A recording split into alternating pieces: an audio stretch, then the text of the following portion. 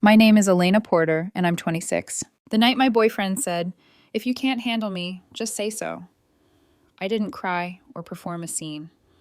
I turned off the stove, set the spoon on a folded dish towel, and let the silence expand until it touched every wall, like water finding the corners of a room. We had just come back from my company's annual dinner. Black tie, important clients, the kind of room where glassware sounds like money. I had brought Nathan as my plus one because that's what you do when you think your life is headed somewhere shared. He looked fantastic in a tux. He knows he does. It's one of his core beliefs. At first, he was charming. People laughed at the right places. The wine loosened the seams, and then he started tugging. "You guys should see her prepping for presentations," he announced to my table, which included my manager's boss's boss, Mr. Richard Chen. Full dry run in the mirror, in her pajamas, with hand gestures and everything. I should film it. Oh, wait, I have. Nervous smiles. The kind people wear when they're praying a moment will pass. "And she still calls her mom about taxes," he added, tipping his glass toward Mr. Chen like it was a friendly toast. "She's 26. "I do my own taxes," I said lightly. "Have for years." "See? Sensitive," he grinned. "She can't take a joke." I felt the old temptation to smooth the air, to be the kind of woman who places napkins over other people's spills. But something in me clocked the pattern. The way Nathan tests fences not by asking but by leaning, waiting for the wire to give. It got worse. He told them how I practiced my big pitch, like a little girl playing boss, and for a long second, nothing in the room moved. That pitch had landed us $1 million contract that morning. I saw Mr. Chen's expression do a complicated thing, like he wanted to rescue both me and the evening at once. I said quietly, "Nathan, enough." He spread his arms. "What? If you can't handle me, just say so." He expected me to play the part, to swat him, to kiss him, to make the table laugh again. I let the moment sit there, lit and embarrassing, until the only person exposed by it was him. On the way home, the city lights slid over the car like we were underwater. He was still in performance mode. "Your boss's wife is so uptight. Loosen up. They were jokes." "They were lies," I said. "Sold as jokes." "Oh my God, Elena, you're being dramatic." At my apartment, yes, mine. He'd moved in 6 months ago and never once sent rent. He tossed his jacket on the chair like a flag he'd captured. I stepped out of my heels. I could feel my heartbeat returning to a measured, executive pace. Not rage, something cleaner. He hovered in the doorway to the kitchen, arms folded the way he stands when he thinks he's teaching me something. "If you can't handle me, just say so." I looked at him and saw the real blueprint for our life. Me quietly fixing, him loudly breaking. We'd call it chemistry. We'd call it passion.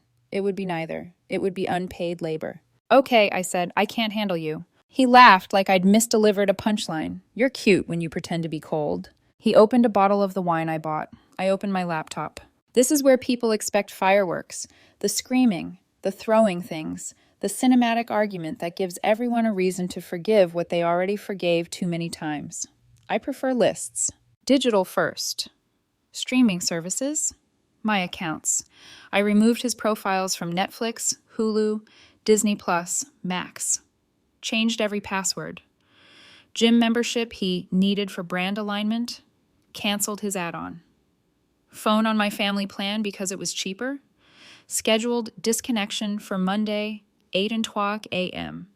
Car insurance I'd been paying while he was between sponsorships. Removed his vehicle, effective immediately. Nathan likes to call himself a creator. He is, but not in the way people think. He creates scenes. I created his content. The photos, the editing, the copy for the brand emails, my eye, my laptop, my weekends, my late nights. Contracts were in his name. The work lived in my cloud. I logged into the drive where I'd organized the next month of polished shoots. Light corrected, skin tones clean, captions proofed. Moved everything to a private folder. My edits, my work. Physical next. 2 designer bags I'd bought as gifts, a Louis and a Gucci. Jewelry from me. I packed them carefully into 3 boxes and loaded them into my car. Not petty, precise. If he wanted them, he could buy them back. Fair market value. Clothes, shoes, everything he'd actually purchased stayed. I can be firm without being unfair. By 5 a.m., the apartment was quiet except for the sound of the printer. I drafted a notice. 30 days to either sign a roommate agreement, half the rent, tell him $200 per month, or move out. The document was clear, dated, and waiting on the kitchen counter beside a pen. I booked a hotel with a soft bed and a lock that would only ever be mine. Packed a week's worth of clothes, my laptop, chargers. Before I left, I did something that felt like aligning a picture frame that's been crooked for months. I took photos of each room, time-stamped. I wrote him a note and left it next to the 30-day notice. Nathan, you were right. I can't handle you. Your profiles have been removed from all streaming services. Your phone line will be disconnected Monday morning. Your car is no longer on my insurance. The jewelry and bags I purchased are secured. You may buy them back at market value. You have 30 days to sign the rental agreement or vacate. For logistics only, contact by email or text, no calls. By 6, Dawn had pulled a pale stripe across the kitchen tile. I slid the boxes into my trunk, closed it gently, and drove to the hotel. I slept 12 unbroken hours, like someone whose body has been told the fire is out. I woke to a chorus, missed calls, stacked texts, emails that began with, "Are you serious?" and graduated to, "This is illegal." Monday, right on schedule, his phone went dark. The text stopped. The emails started. Subject, illegal eviction. Elena, what you're doing is illegal. You can't kick me out. I have rights. I'm calling the police and a lawyer and maybe the news. Also, my phone isn't working. Fix it. I forwarded the emails to my friend who's an attorney. His reply, keep everything. She's not on the lease. You're fine. He always types she when he means your romantic entanglement. I didn't correct him. That afternoon, building security called my office line. "Ms. Porter, there's a Nathan here demanding to see you. He says it's urgent." "I don't know any Nathan," I said, and watched from 12 floors up as they walked him back through the lobby. He said a lot of words that made very big shapes with his mouth. By evening, his tone had shifted to the textbook rhythm of someone who's losing leverage. "I'm sorry" gave way to, "You're cruel too. A real woman wouldn't do this," and then to, "I'll tell everyone what you did." I responded once, and only in writing. "Please document any items you believe I have taken. I have receipts for everything in my possession." He pivoted again, posted a story about his cold ex who stole his gear and left him homeless. Without my edits, the lighting was brutal, the framing unforgiving. The comments noticed, "Dude, what happened to your quality? Hire back whoever used to shoot for you."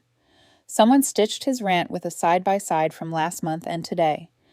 The difference was a verdict.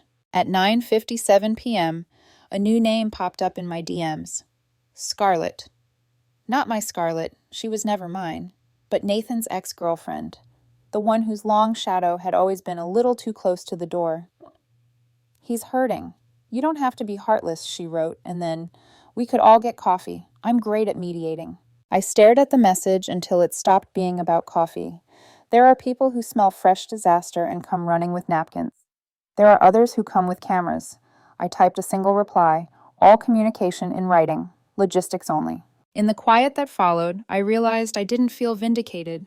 I felt level, like I'd been living on a slant and had finally found the ground. I brushed my teeth in a hotel bathroom that didn't know my name yesterday and would know it perfectly by morning. I hung my blazer on the back of a chair. The city hummed below like a hive that didn't care about any of this and would still be there when I needed it. Tomorrow I would go to work, deliver numbers, and talk to Mr. Chen about what comes next. Nathan would try a new tactic. He always does. Scarlett would post or she wouldn't. The thing about boundaries isn't that they keep people out. It's that they keep you in. The messages came in pulses, like a heart trying to convince itself it wasn't breaking. "Baby, I'm so sorry. I was drunk. I went too far. Please come back. Please answer. Please let's talk." When I didn't answer, "You're seriously ignoring me?" That's emotional abuse. A real woman would communicate. Then the pivot I'd been expecting. "You can't do this. You're evicting me illegally. I have rights. I'll make sure everyone knows who you really are." I answered exactly once, in writing. "List any items you believe I've taken. I have receipts for everything in my possession." By late afternoon Sunday, he posted his own version of events, a shaky, talking head video with the kitchen light turning his skin sallow and the background cluttered. Without my edits, the apartment looked like what it was, a place where someone feeds on attention more than he does on meals. He called me cold. He called me controlling. He called me an ex before the 30 days were up. The comments started kind, then shifted, as comments do. Hey man, wasn't your content way cleaner before? Didn't your girlfriend shoot and edit? Maybe stop biting the hand that handled your grid. Someone stitched his video with a side-by-side of last month's sponsored post, calm, balanced colors, small laughter in the eyes, and tonight's rant. The difference felt like stepping from a clean mirror into a funhouse. At 8:03 Monday morning, his phone went dark on schedule. The text stopped. The emails multiplied. He copied a subject line from the internet like it came with teeth. Cease and desist. The body was mush. I forwarded the chain to my attorney friend. He replied, "You're fine. Keep the 30-day paper trail. Don't let him back in unsupervised." Then a second message, almost tender in its brevity. "Proud of you." At 10:40 a.m., an email from Scarlett slid into my inbox. So polite it squeaked. "Hi, Elena. I know this is awkward, but I've known Nathan a long time. He's not himself right now. He told me you overreacted at your company dinner. Maybe we could all meet. I'm a good mediator." She'd CC'd a burner account for transparency. The effect was the opposite.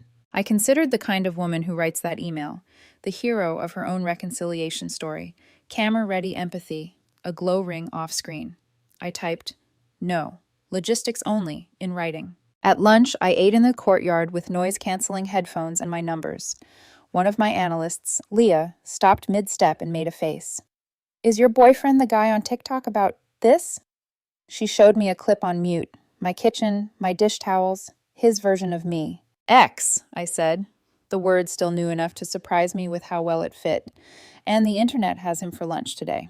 Leah put a hand on my shoulder. "If you want me to report any doxing, I'm a veteran." Her smile was quick and fierce. "Also your presentation last week? That follow-up doc? It's making Mr. Chen's life very easy." I didn't need that compliment. I still kept it like a lucky coin. By afternoon, building security called again. "Ms. Porter, the gentleman who came yesterday is back. He says you're committing civil fraud and, his words, human rights violations. Please remove him," I said. "I don't know him." I watched him from the window again. The set of his shoulders was the shape of a boy at a locked door, but the noise he made was a man's outrage. When he finally left, my hands had stopped shaking. At 7 p.m., the hotel lobby called.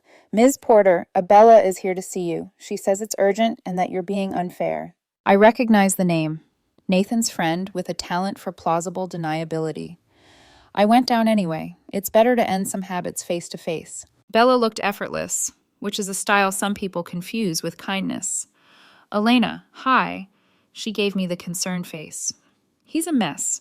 Can we take this upstairs? It's not safe for him to be alone. He said you stole—" "I secured items I purchased," I said. "He can buy them back at market value. Documentation is ready." "That's not very compassionate." She blinked. "He made a mistake. You know how he is. Big personality." "I do." She leaned forward like a friend in a movie.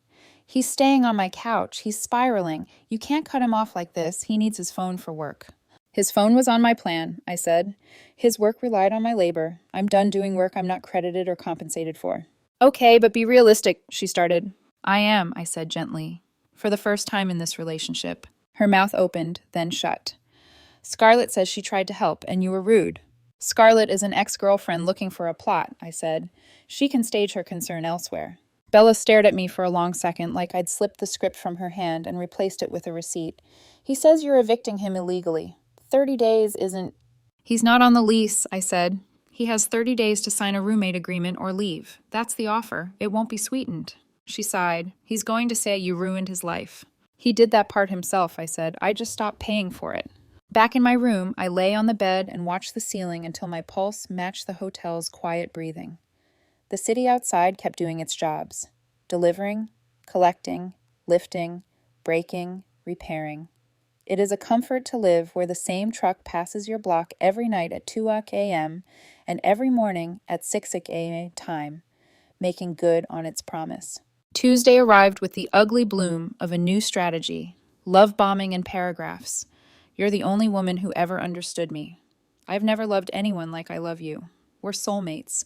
Please, I'm begging you." I watched the words stack, then I watched them sour. "You ruined my brand. You tanked my numbers. Do you want me to be homeless?" Then the grand bargain. "Just let me stay until my next sponsor pays. 3 months, max. I'll sign later." I sent a single line. The agreement is on the counter. 27 days remaining. Scarlett posted a carousel titled, How to Have Compassion for People Who Hurt You, an accidental self-portrait. Second slide, a blurry screenshot of my note to Nathan, cropped to imply ultimatums without context. Her caption warranted a museum bench. We can do better, ladies. Not everyone deserves exile for one night of imperfection. The comments were a war between people who wanted to be saints and people who had rent due. By Wednesday, I had stopped checking his accounts unless someone at work shoved a phone at me, which they did, because the internet collected his contradictions with the patient zeal of a librarian. A small tech reviewer did a breakdown of his gear and concluded what I already knew. Hardware isn't a substitute for an eye. He advised Nathan to hire back your editor. The phrase stuck, hire back, as if I'd ever been hired. Nathan sent a softer email around midnight. I messed up. I see it now. I don't know why I do this. I love you. I need you. The echo of need was the loudest word on the page. Thursday afternoon, Bella texted from an unknown number. He's eating all my food and refusing to leave the couch. How long is this going to last? 26 days remaining, I replied. I can't do 26 days of this, she wrote. Then don't, I sent, and added, do not let him use your phone to contact me again. When I closed my eyes that night, I saw the dinner table from days ago, the waxed wood, the prismatic flash of glass, Mr. Chen's careful face. Memory can be cruel, but it can also be evidence. I ran the reel until it no longer asked me to defend myself. Friday brought an email subject line that landed like an emblem from a better life. Lunch? It was from Mr. Chen. Elena, the dinner incident was regrettable, but your presentation was exceptional. You secured us our biggest client to date. I'd like to discuss your future here. Are you free Tuesday? I read it twice, once as shock, once as instruction. The city went on cooking its light. The truck at 2 o'clock a.m. kept its promise. In my inbox, Nathan's cycle turned, love to guilt, to rage, to bargaining, and back to love like a carousel that charges admission. I brushed my hair and looked at myself in the mirror of a place that had no ghosts. Boundaries don't make you hard. They make you exact. And exactness, I was discovering, is a kind of mercy for both of us. 2 weeks passed like a test I'd already studied for. Every morning, I woke before my alarm.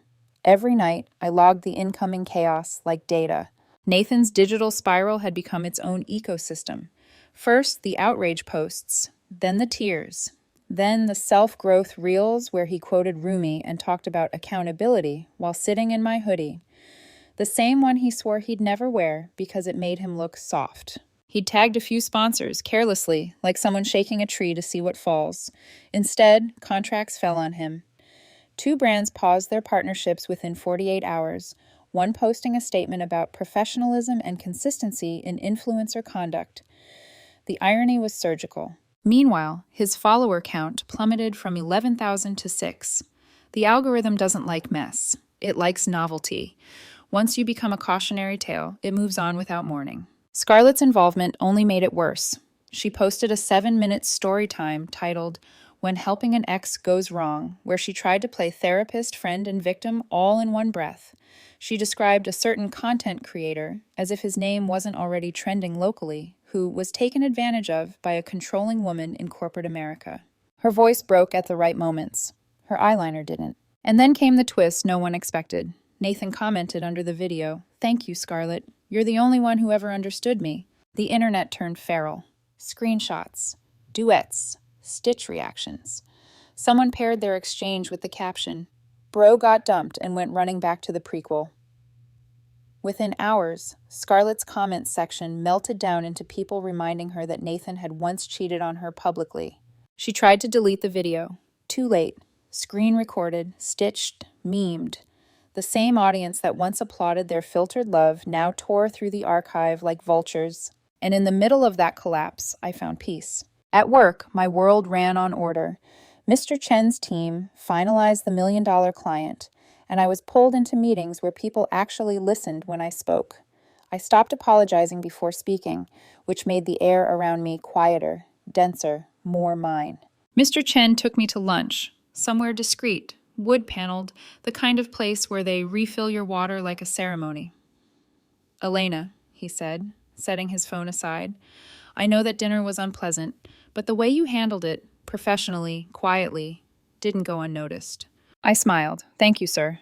You're good under pressure. That's rare. Pressure, I thought, is just another word for proof. He offered me a promotion, a modest title bump, but symbolically enormous. More autonomy. Direct client contact. No Nathan attached to my name, no explaining. When I left the restaurant, I didn't text anyone. I just walked. Outside, a cold wind ran through the downtown glass, like it had somewhere to be. The sky was pale, merciful. I thought about how many months I'd lived waiting for his moods to determine mine. How often I'd twisted myself into a smaller shape so he could feel larger beside me. And now, my life finally sounded like one voice. Mine. That night, Nathan's name appeared again in my inbox. Subject. Please. Elena, I don't know where else to go. Bella kicked me out. I'm sleeping in my car. I have nothing. I can't believe you do this to me after everything I gave you. I'm sorry. You win. Can we please talk? I read it twice, once for information, once for tone. Then, without replying, I clicked over to his Instagram. His story showed him at a gas station, phone tilted just right, so the homeless but handsome aesthetic did its job. The caption read, "Sometimes the strongest people break in silence." He wasn't sleeping in his car. He was performing proximity to rock bottom for sympathy points. I didn't respond. Instead, I forwarded the email to my lawyer friend and noted the timeline. Day 22. 8 days remaining. By day 25, a new update from Bella appeared. He's been using my Netflix and told my boyfriend we slept together years ago. We didn't. He's out of control. He's on your couch, right? No, and I suggest you change your passwords, I replied. I did. Thank you.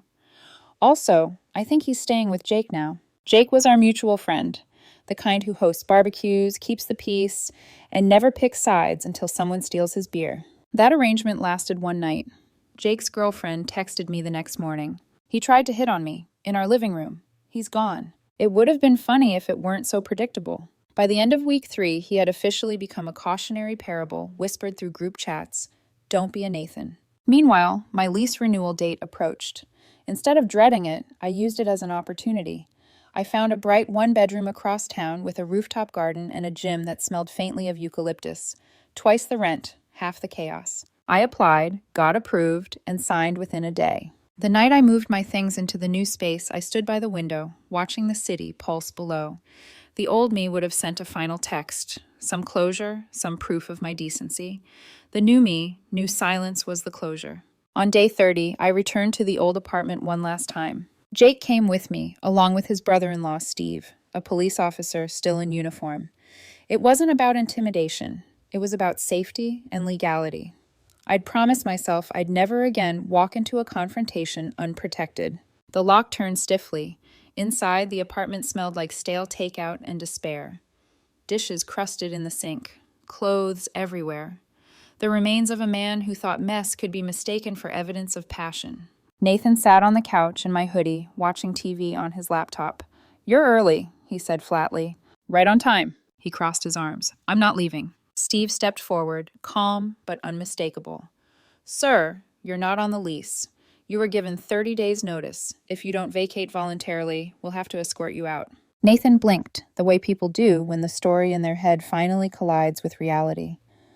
This is illegal. No, Steve said evenly. This is documented.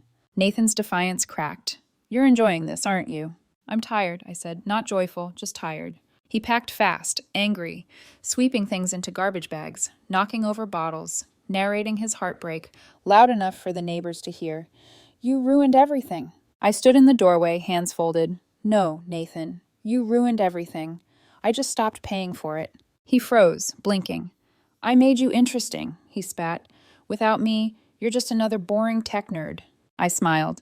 Good. Boring women pay their own rent. He left without another word, dragging the bags behind him. Down the hall, his footsteps echoed like the closing credits of a movie that had gone on too long. I locked the door, sat on the floor, breathed. There's a sound apartments make when you reclaim them.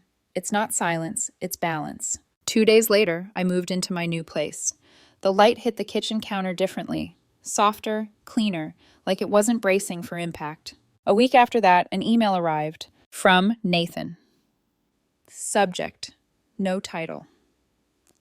Elena, I know you'll probably delete this, but I wanted you to know I'm in therapy now. I'm realizing how badly I treated you. You gave me everything, and I gave you humiliation. I don't expect forgiveness. I just wanted to say I understand now. You could handle me. You just chose not to anymore. Nathan. I didn't reply. Some bridges aren't meant to be rebuilt. They're meant to stand as ruins, proof that you walked through fire and came out knowing where the exits are. At work, the story of the dinner became legend. Not as Elena's humiliation, but as Elena's composure. Mr. Chen even joked, "If you can survive that, you can handle any client." Funny how that works. Nathan tried to embarrass me into silence. Instead, he taught me something better. The most powerful sentence I ever said wasn't "I love you" or "I forgive you." It was "I can't handle you." And it turned out to be the most professional, the most personal, and the most freeing decision I ever made.